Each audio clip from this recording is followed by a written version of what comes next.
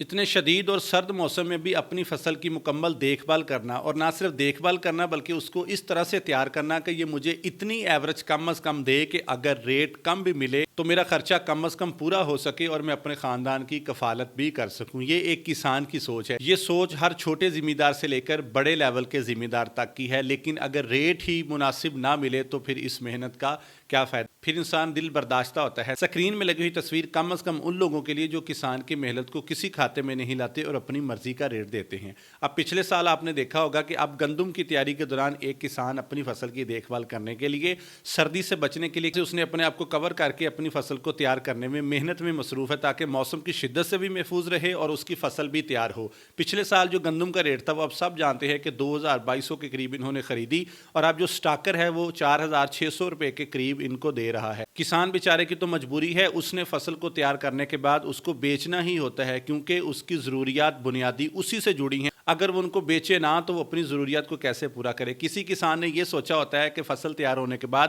اس کا اچھا ریٹ لگے گا اور میں اپنی بچی کی شادی کروں گا، اپنے بچے کو پڑھاؤں گا، یہ کہ بیرون ملک بھیجوں گا۔ کسی نے کیا خواب سجائے ہوتے ہیں، لیکن ان سارے خوابوں پر پانی پھیر دیا جاتا ہے جیسے ہی ریٹ آتا ہے، اور جب کسان کے ہاتھ سے چیز نکل جاتی ہے تو فوراً اس کا ریٹ آسمان کو چھونے لگتا ہے۔ میری گزارش ہے خدا را ان تمام حکام بالا سے کم از کم کسان کے لیے ہر فصل کا ریٹ اتنا کیا جائے کہ اس کے اخراجات بھی نکل سکیں، اور جتنا اس نے وقت دیا ہے 4 ماہ 6 ماہ کسی فصل کو اپنے خاندان کے لیے، ایک اچھا روزگار ان کو مل سکے۔ آپ اس پر کیا رائے رکھتے ہیں؟ کمنٹ سیکشن میں ضرور بتائیے گا۔